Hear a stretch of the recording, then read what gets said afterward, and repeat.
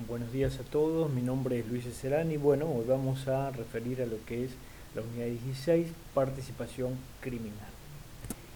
Vamos a ver que eh, en esta filmina tenemos diferentes cuestiones a las cuales debemos referir. Vamos a referir al concepto, las categorías, los casos de codelincuencia necesaria y la teoría del dominio del hecho. Vamos a referir al primero de ellos, al concepto.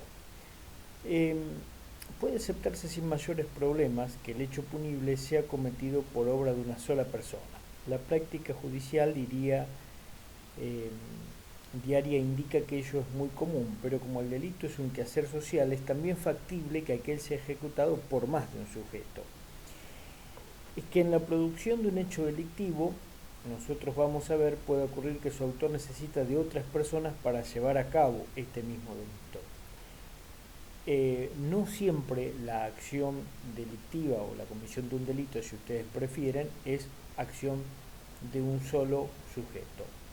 Eh, en este caso, cuando ese hecho delictivo requiere la participación o la actividad deliberada de más de un sujeto, estamos en condiciones de hablar de participación criminal.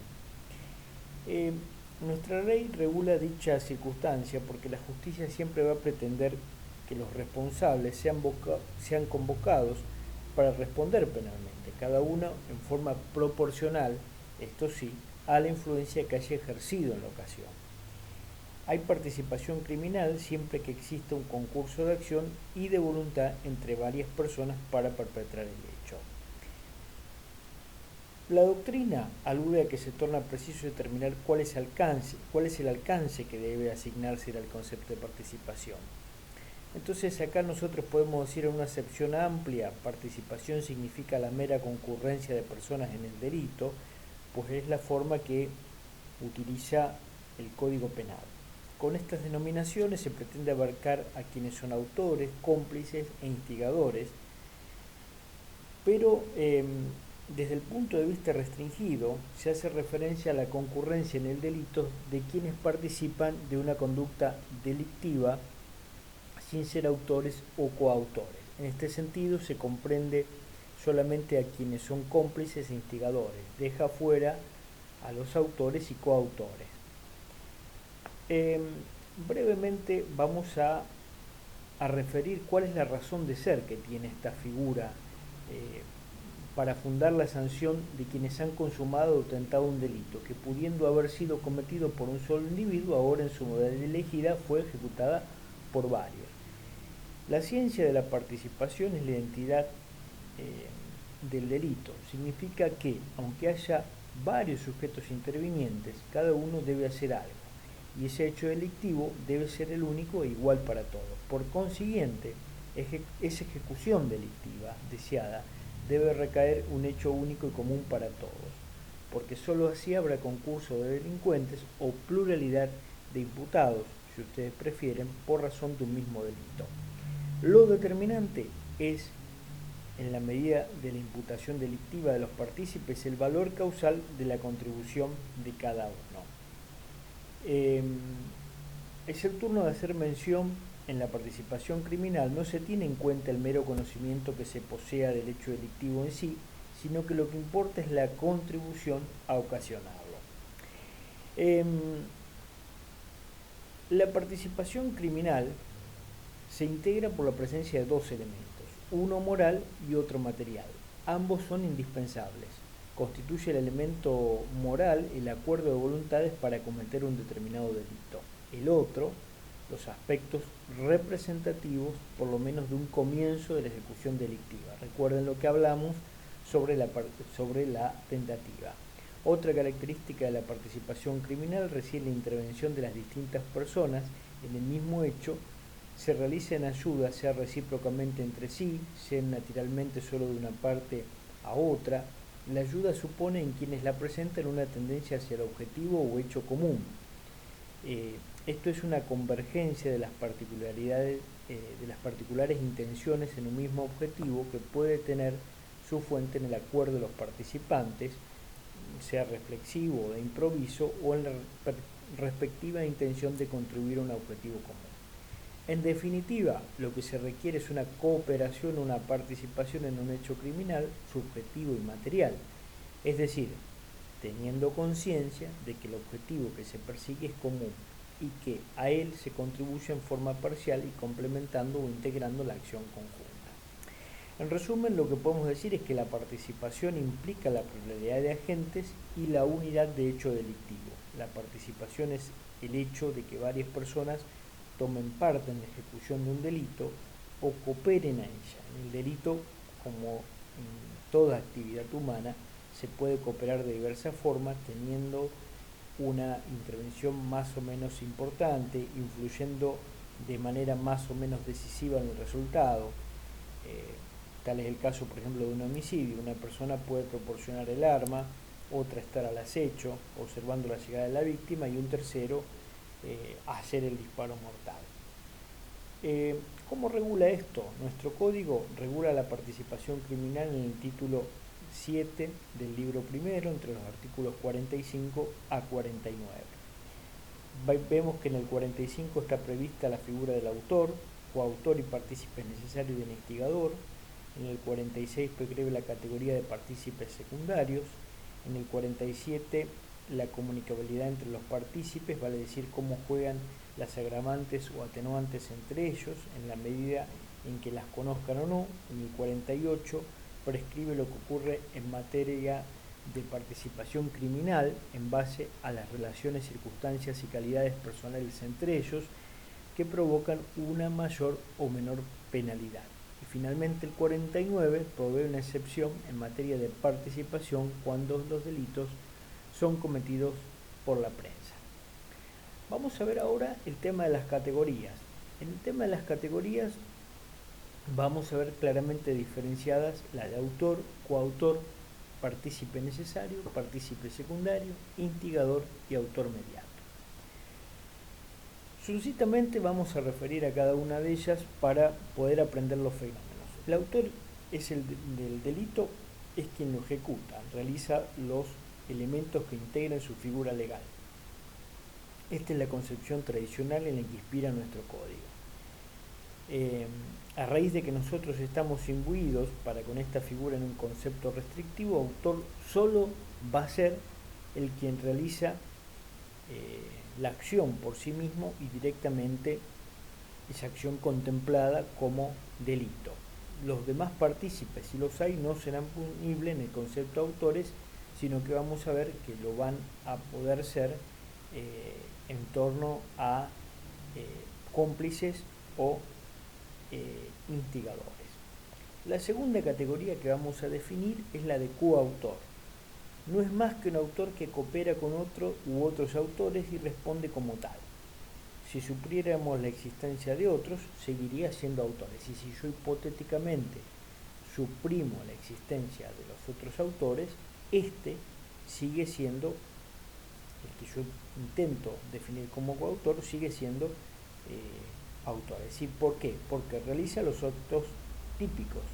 Dos hombres disparan sobre la víctima y le infieren heridas mortales puesto de acuerdo para matarla. Vamos a ver en el tercer caso los partícipes necesarios primarios o partícipes no necesarios o secundarios. Vamos a ver o vamos a hacer, mejor dicho, algunas aclaraciones previas a estas dos figuras que forman parte de lo que se entiende como complicidad.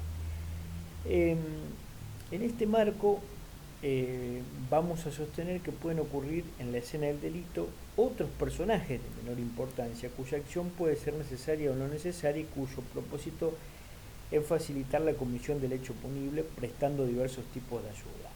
Tal es el caso del cómplice, que es el que coopera en la ejecución del delito realizado por otro con una ayuda eficaz, indispensable o no. La complicidad es el acto por el que dolosamente se pone una condición del hecho, coincidiendo en la resolución delictuosa, sin cumplir la acción típica ni valerse de otra para ejecutarla. La complicidad es sinónimo de participación.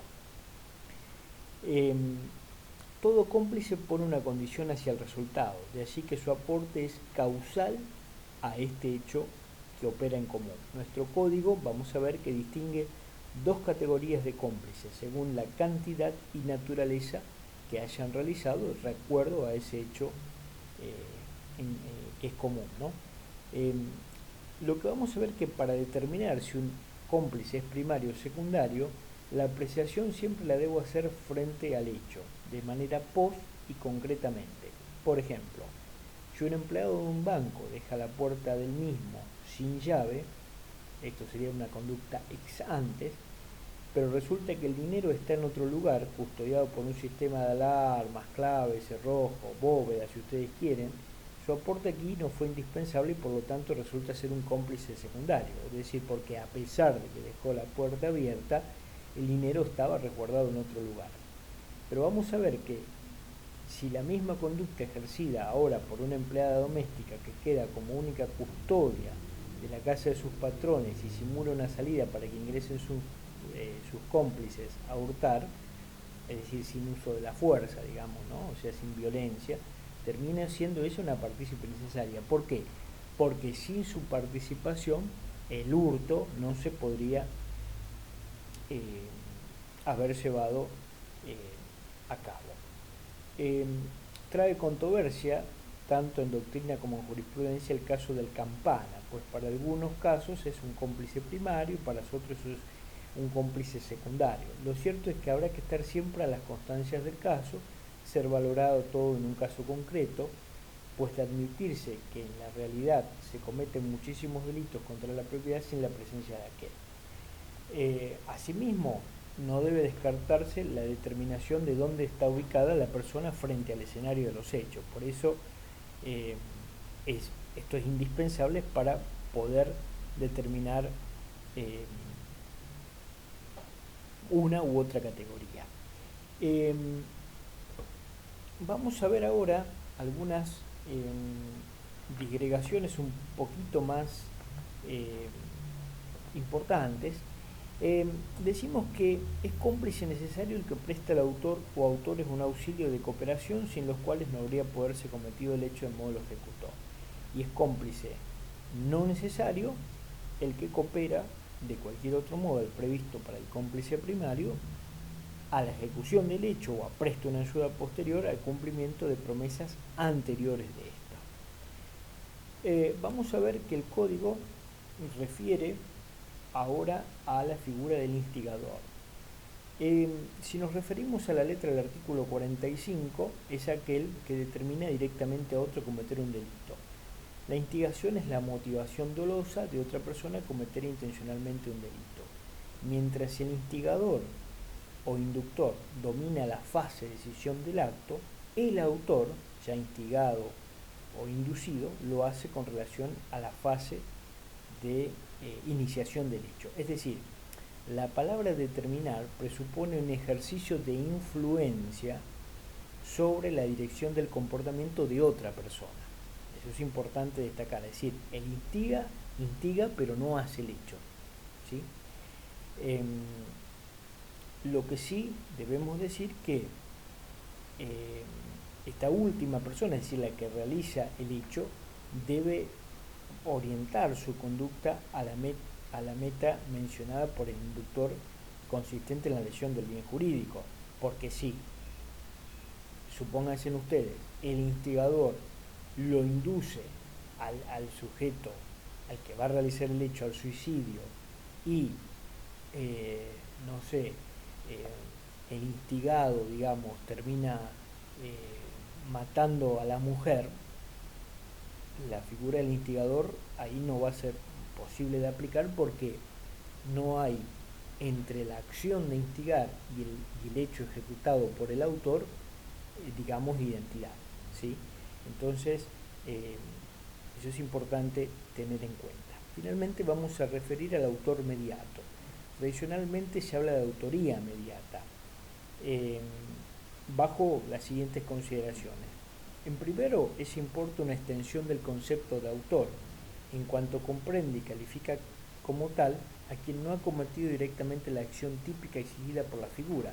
Así el autor a secas es el que ejecuta por sí la acción expresada en el verbo típico de la figura delictiva. el autor mediático es el que no lo hace y por sí mismo ejecuta la acción por medio de otro sujeto que es imputable e inculpable. El autor inmediato se identifica con el instigador porque también desea el hecho ejecutado pero por otra persona. Pero la distinción estriba en que el primero se vale por su cometido de un sujeto inimputable.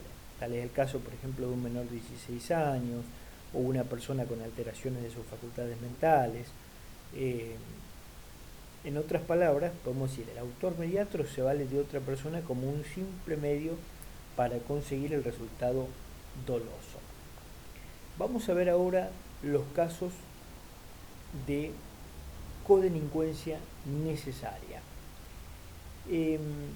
Ha sido una tradición en nuestra doctrina excluir de la participación propiamente dicha, es decir, vimos que estaba legislado entre el artículo 45 y 49 del Código Penal, casos en que también se habla de participación, pero no en un sentido dogmático, es decir, casos en que exceden la regulación legal de la participación criminal, tanto en su sentido amplio como en su sentido restringido.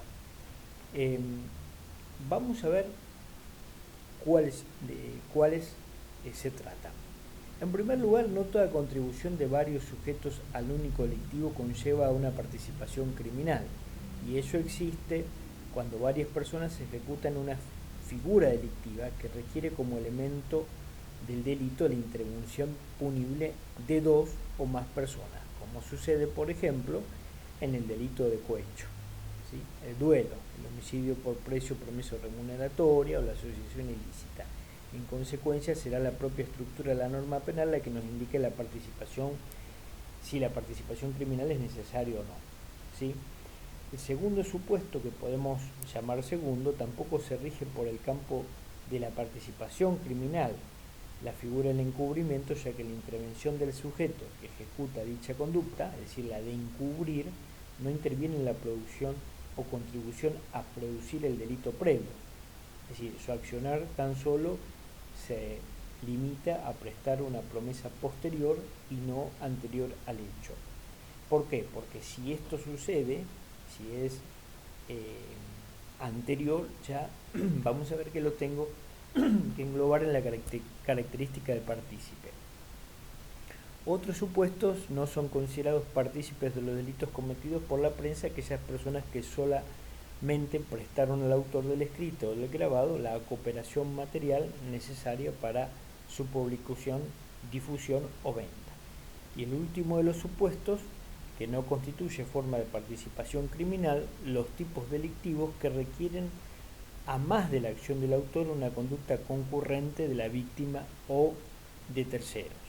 En estos casos hay una cooperación intencional de dos o más personas en un hecho delictivo, pero la ley solamente va a castigar a una de ellas, por ejemplo, el caso del delito de corrupción de menores, el 125, el delito de favoramiento de evasión, del 281, ¿sí? En el caso del delito de corrupción de menores, no voy a penar al menor, cuando es un elemento, el menor participa, si se quiere, en la acción criminológica, pero a quien yo voy a imputar es al autor y no en este caso a la víctima, que sí, vuelvo a repetir, es necesario. Finalmente, no nos vamos a extender demasiado en la última cuestión, que tiene que ver con la teoría del dominio del hecho. Vamos a referir brevemente, es una teoría que nació a consecuencia del fuerte debate que se efectivizó para deslindar la noción de autor y de la participación, y a raíz de que a veces no resultaba fácil determinar frente a un hecho delictivo quién había sido su autor, es decir, vale decir cuándo a una persona se le podía endilgar un hecho como propio, cuándo le pertenecía realmente. Volvemos a decir, esta teoría, o sea, surge como una manera más de interpretar este fenómeno de la participación. Esta teoría rige solamente para los delitos dolosos, pero en materia culposa no es posible hablar de dominio final del hecho. Esta concesión acepta un concepto objetivo de autor, es decir, reconoce que el sujeto que realiza de propia mano la acción típica, debe ser considerado el autor del hecho. No se le puede negar tal carácter al individuo que realiza el verbo típico, el que tiene acceso carnal. Para esta teoría, autor sería quien tiene dominio final del hecho, mientras que los partícipes, en cambio, carecen de eso. La acción típica no se entiende únicamente como una actuación con determinada actitud personal, ni como un mero acaecer del mundo exterior, sino como la unidad de sentido objetivo y subjetivo. Acá me parece, bueno, uno de los exponentes fundamentales de esta teoría ha sido Klaus Roxin, ¿no? Quien él amplía la teoría del dominio de la acción mediante aparatos de poder organizado, y que ella lo que sostiene es que estaría caracterizado por la circunstancia de que el inspirador tiene a su disposición personal un aparato generalmente organizado por el Estado, y con su ayuda puede consumar sus delitos sin tener que transferir a los ejecutores una decisión autónoma sobre la realización. Por ejemplo, como fue la matanza del pueblo judío por parte del régimen nazi. Zaffaroni, en una conceptualización muy buena de esta teoría del dominio del hecho, lo que entiende es que quien tenga el dominio del hecho es aquella persona que puede decidir el cuándo, el cómo, el dónde de algún delito que quiere realizar. Es decir, en la medida que el sujeto pueda definir, digamos, estas herramientas, es porque tiene el dominio del hecho. Vamos ahora a referir a cuáles son los principios comunes a la participación criminal. Vamos a ver que hay divergencia en la doctrina sobre cuáles son los principios comunes. Vamos a ver que fundamentalmente tenemos lo siguiente.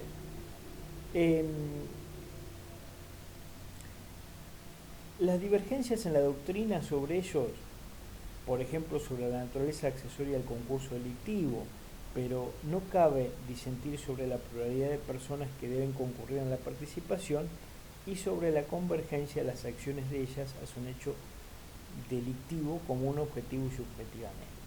Vamos a ver cuáles son las principales características que tienen. Lo primero que voy a tener es la unidad de delito. Las distintas acciones de los partícipes deben concurrir a la comisión de un hecho delictivo común. Es decir, si yo tengo 5 sujetos que participan en la realización de un hecho delictivo, podré hablar de participación. Ahora, si yo tengo 5 personas y cada una de ellas realiza un delito distinto, ya no voy a tener participación. Es decir, ese sería el principio de unidad de delito. Pero fíjense en una cosa, el hecho común de los partícipes no necesariamente debe coincidir en el tiempo. Es decir, no todos tienen que realizar la misma acción al mismo tiempo, ¿sí? Sino que lo importante es que las acciones converjan hacia el mismo delito. El aporte de este partícipe lo es en la ayuda recíproca unilateral. El segundo principio que tenemos que tener en cuenta es la pluralidad de personas, que es lo que venimos hablando. Es decir, requiero de varias personas que actúen sobre, volvemos a decir, sobre este mismo hecho. El tercer principio es la contribución de todos los partícipes a la realización del hecho. La concurrencia de varias personas a la ejecución del hecho punible importa que cada una de ellas contribuya con su acción a la realización de este. Si su acción estuviera privada de toda eficacia, no podría considerarse partícipe ni como autor ni como cómplice. El último principio que tenemos que tener en cuenta es la accesoriedad de la participación. La naturaleza accesoria es la naturaleza de la participación, es decir, esta es accesoria de un hecho principal, en el sentido de que hay una relación de dependencia de las demás acciones respecto de esto, ¿sí? Vamos a ver ahora las relaciones fácticas entre los partícipes, el artículo 47 del Código Penal, y la comunicabilidad entre los partícipes, que es el artículo 48.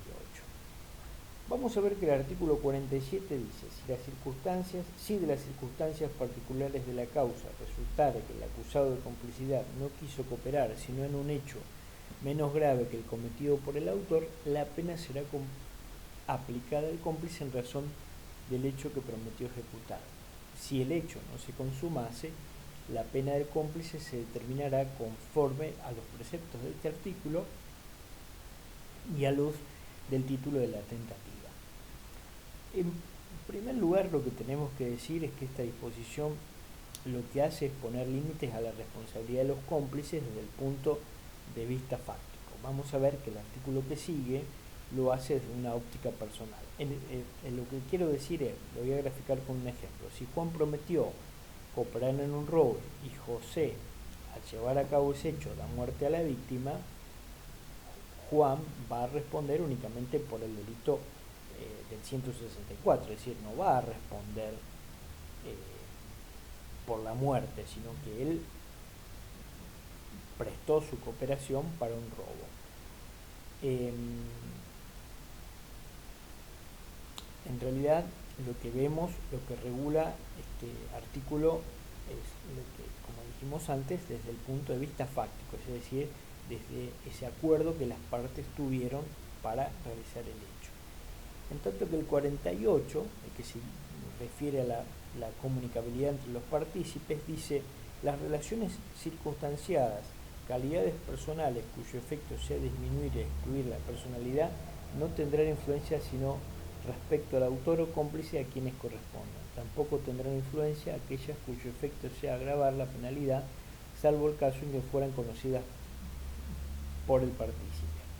De la lectura de esta lectura de este artículo surgen dos cuestiones claras. La primera determina que las relaciones, circunstancias y calidades personales cuyo efecto sea disminuir o excluir la penalidad no tienen influencia respecto a los otros partícipes, sino al que realmente le cabe. En tanto que la segunda tiene que ver con el efecto de aquellas relaciones, circunstancias y calidades personales, fuere el de agravar la penalidad, solo tendrán influencia si fueren conocidas por el partícipe. En este caso, lo que tenemos que tener en cuenta es que por relaciones personales deben entenderse los lazos vinculantes entre él o los partícipes y el ofendido por el delito, el parentesco. Las circunstancias personales se refieren a las razones individuales que eximen a un partícipe de la imputación delictiva procedente contra los otros, o la atenúan o también la agravan.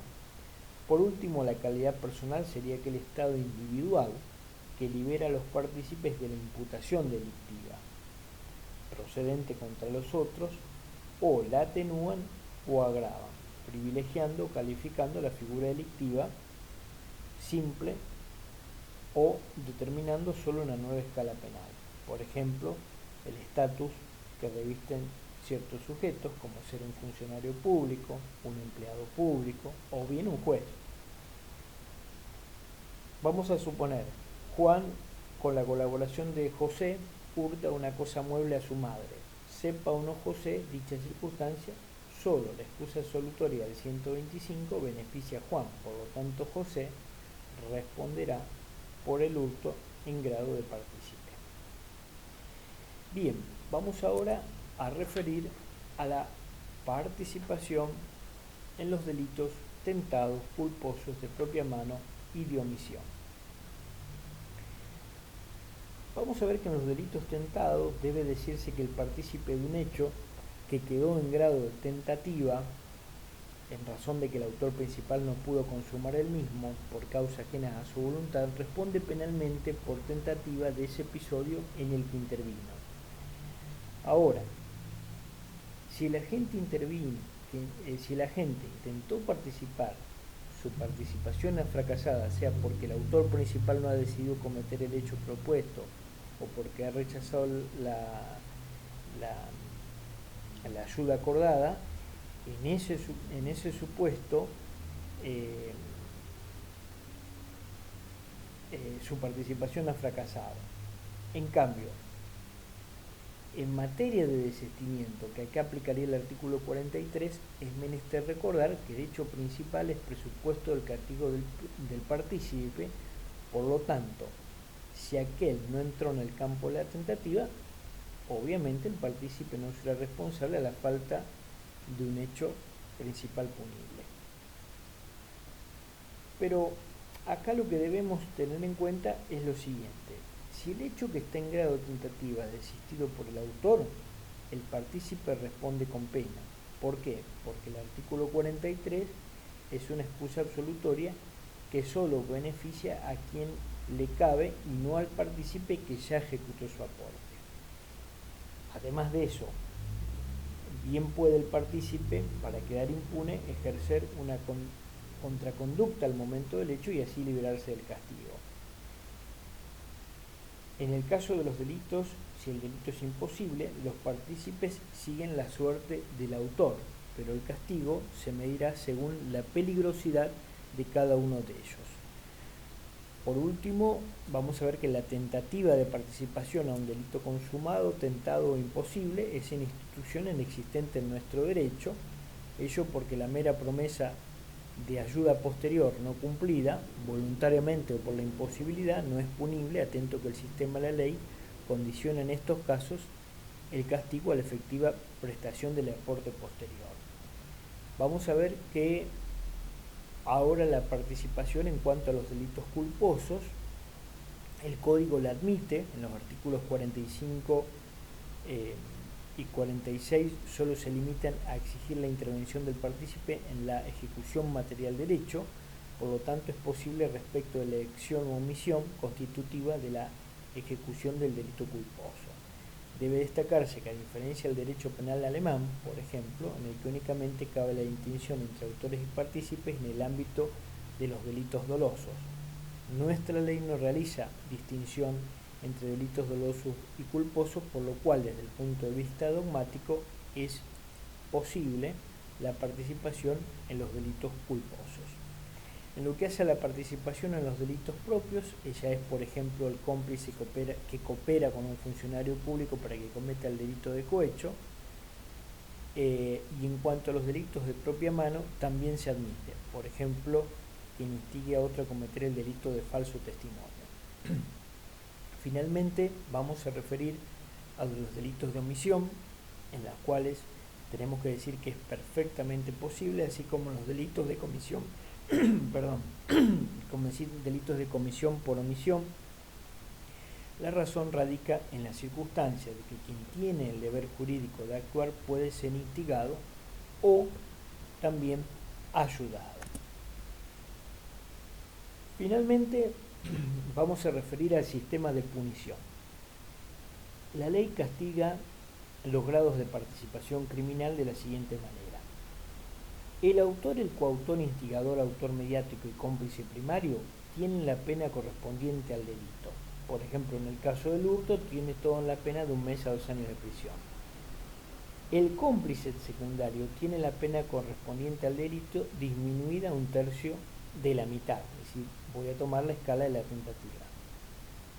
Ahora bien, si para con este el delito principal llegase a quedar en grado de tentativa, la reducción de su pena será doble.